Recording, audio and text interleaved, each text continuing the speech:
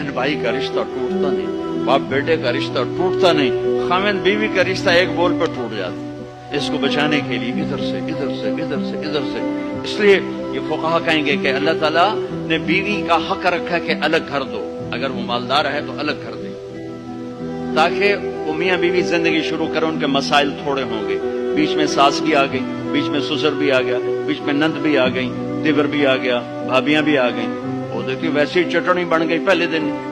अगर वो अलग घर नहीं लेके दे सकता तो किराए पर लेकर दे, उसको अलग रखे। अगर किराए पर भी लेने की सख्त नहीं तो घर में पूरा पोर्शन उसको लेकर दे, पूरा पोर्शन दे जिसमें वो आजाद हो।